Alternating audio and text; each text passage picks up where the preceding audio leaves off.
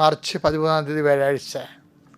അമ്മേ പരിശുദ്ധ അമ്മേ, അമ്മേ പരിശുദ്ധ ദേവമാതാവേ, ദൈവമാതാവേ, കൃപാസനത്തിലൂടെ ഞങ്ങൾക്കും ഞങ്ങളുടെ ദേശത്തിനും അമ്മ മധ്യസ്ഥം തേടി തന്ന എല്ലാ അനുഗ്രഹങ്ങൾക്കും കൃപകൾക്കും ഞങ്ങളിപ്പോൾ ഹൃദയം നിറഞ്ഞ നന്ദി പറയുന്നു. അമ്മേ പരിശുദ്ധ ദൈവമാതാവേ, 2004 ഡിസംബർ 7 ഉച്ചകഴിഞ്ഞ് 2:30 കൃപാസനത്തിൽ സംഭവിച്ച അമ്മയുടെ പ്രത്യക്ഷപ്പെടലിനെ കുറിച്ച് തിരുസഭയ്ക്ക് സമർപ്പിച്ചിരിക്കുന്ന പഠനരേഖകളുടെ മേൽ സഭാത്മകമായ പഠനങ്ങൾ ആരംഭിക്കുവാൻ ഞങ്ങൾ താഴ്മയോടെ പ്രാർത്ഥിക്കുന്നു. അമ്മേ പരിശുദ്ധമേ, ഭൂസ്വർലോകങ്ങളുടെ രാജ്ഞിയായ അങ്ങയ്ക്ക് ഭൗമ സംരക്ഷണത്തിനായി പ്രപഞ്ച പ്രകൃതിയെ തന്നെ തിരുസഭ പ്രതിഷ്ഠിക്കുവാൻ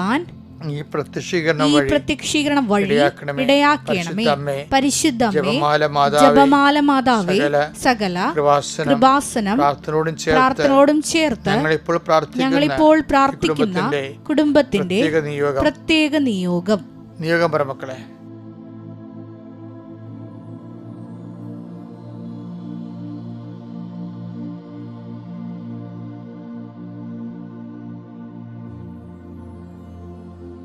അമ്മയുടെ പ്രത്യക്ഷീകരണത്തിന്റെ ഈ അനുഗ്രഹവേളയിൽ ഞങ്ങൾക്ക് സാധിച്ചു തരുവാൻ കനിയണമേ.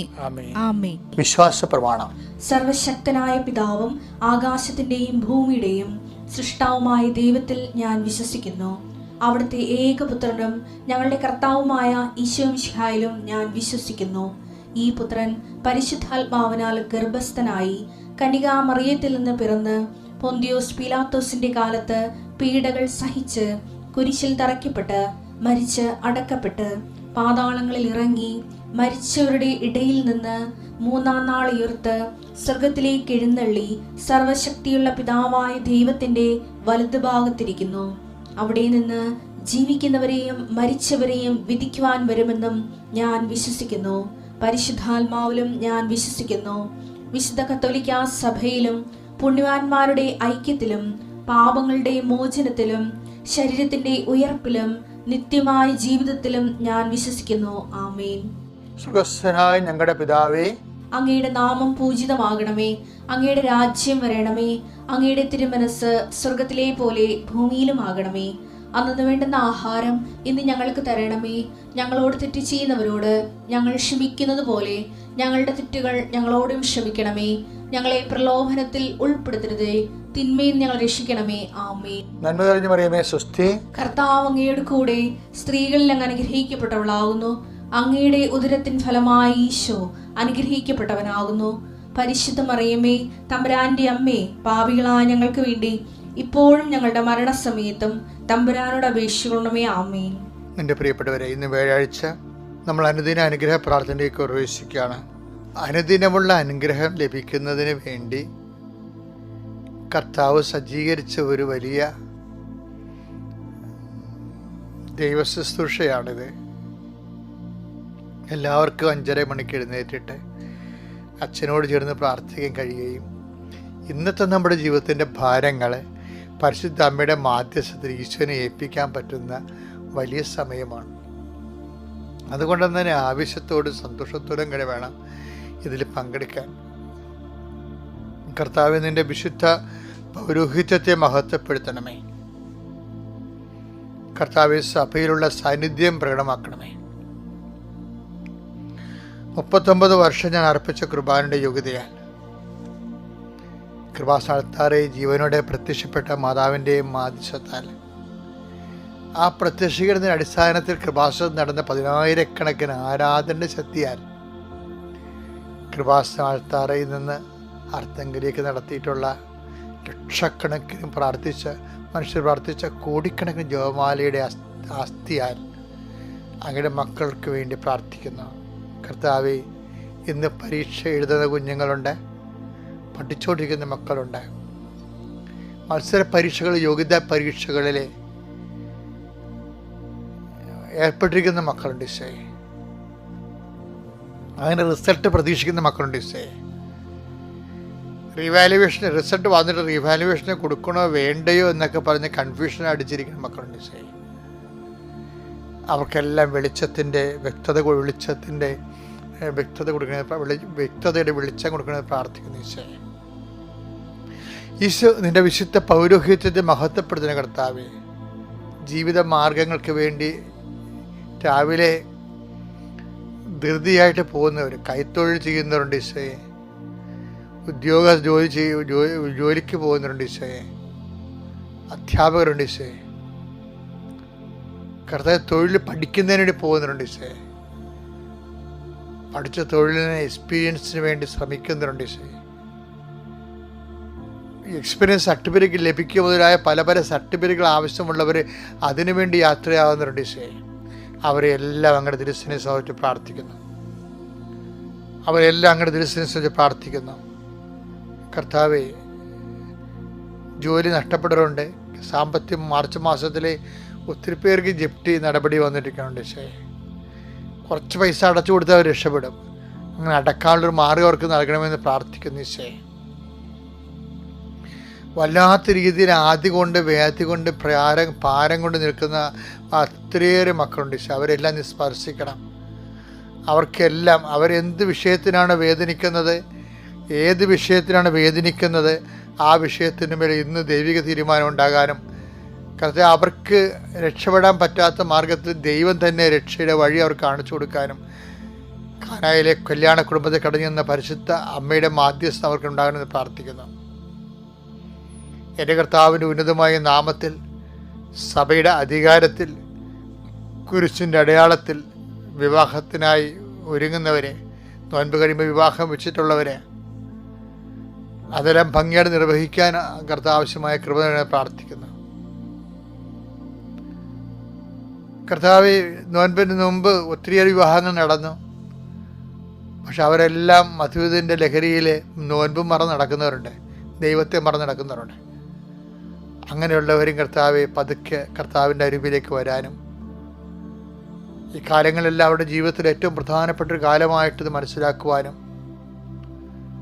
അവർക്ക് ജനിക്കാൻ പോകുന്ന കുഞ്ഞുങ്ങൾക്ക് കർത്താവിൻ്റെ വിശുദ്ധിയും ദൈവത്തിൻ്റെ കൃപയും ആവശ്യിക്കപ്പെടുവാനും സമർപ്പിച്ച് പ്രാർത്ഥിക്കുന്നു.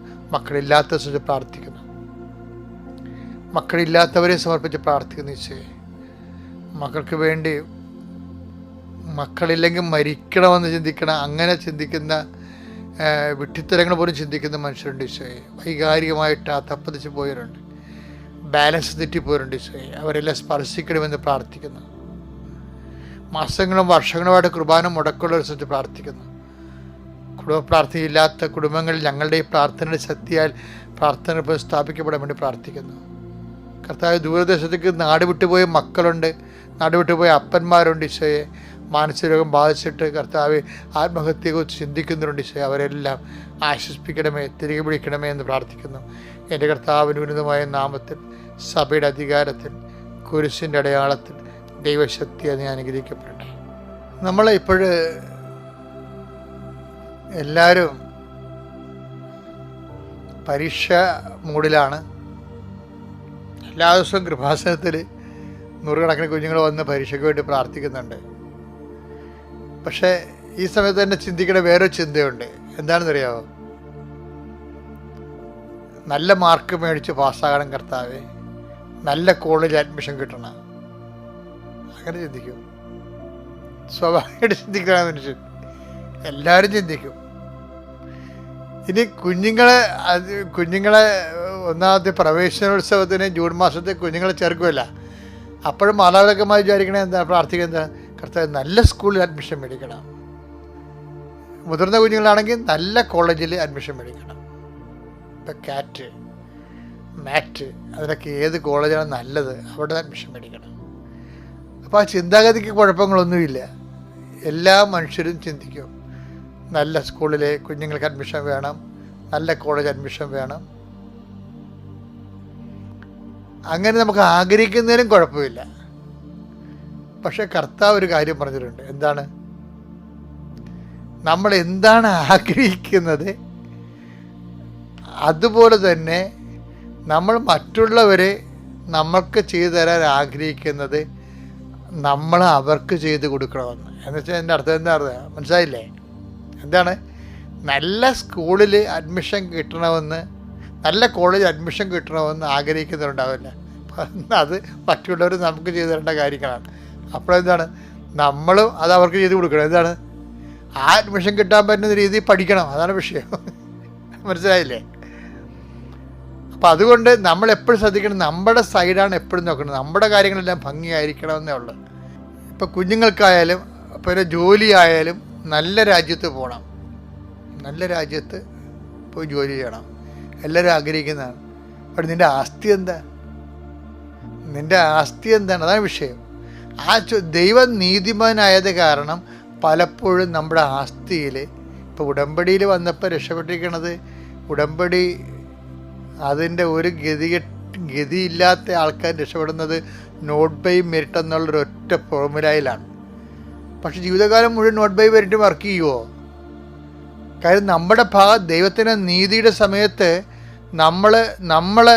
നമ്മുടെ ഭാഗത്തുനിന്ന് അതിനുള്ള യോഗ്യത ഉണ്ടോ? ഞാൻ പറഞ്ഞു വരുന്നതിൻ്റെ കാര്യം യോഗ്യത ഉണ്ടാക്കണമെന്ന് എൻ്റെ അർത്ഥം.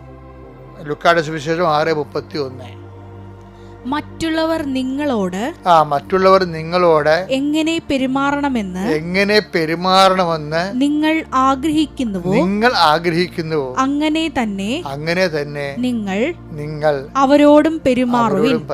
അപ്പം ഇത് ഈ തിയറിയാണ്. ഇത് ഗോൾഡൻ റൂൾ എന്ന് പറയും. ഗോൾഡൻ റൂൾ ജനറലൈസ് ചെയ്ത് കഴിയുമ്പോൾ നമുക്ക് മനസ്സിലാകും നമ്മൾക്ക് അർഹത ഉള്ളവരൊക്കെ കൂടുതൽ നമുക്ക് കിട്ടിയിരിക്കണമെന്ന് പലതും. എന്നാൽ അതിന് നമ്മൾ നന്ദി പറഞ്ഞിട്ടുണ്ടോ? ഇല്ല. അങ്ങനെ കിട്ടിക്കഴിയുമ്പോൾ നമ്മുടെ കേമത്വമായിട്ട് നമ്മൾ കൊട്ടിക്കൊഴിക്കുകയും ചെയ്യും, ദൈവത്തിനെ മാറ്റി നിർത്തുകയും ചെയ്യും. ഒരു കാര്യം എൻ്റെ സഹോദരൻ മനസ്സിലാക്കേണ്ട കാര്യം, ദൈവത്തിന് കൊടുക്കേണ്ട മഹത്വം ഏതെങ്കിലും കാലത്ത് അത് കൊടുക്കാതെ ഇരുന്ന് കഴിഞ്ഞാൽ അത് ഒരു ആധ്യാത്മികമായ കടമായി മാറും. അതിൻ്റെ പരിധി വിഷയം പിന്നെ ഒരു വിഷയം ജീവിതത്തിൽ ഉണ്ടാകുമ്പോൾ ദൈവാനുഗ്രഹം പ്രാപിക്കുന്നതിന് അത് തടസ്സമായി വരും.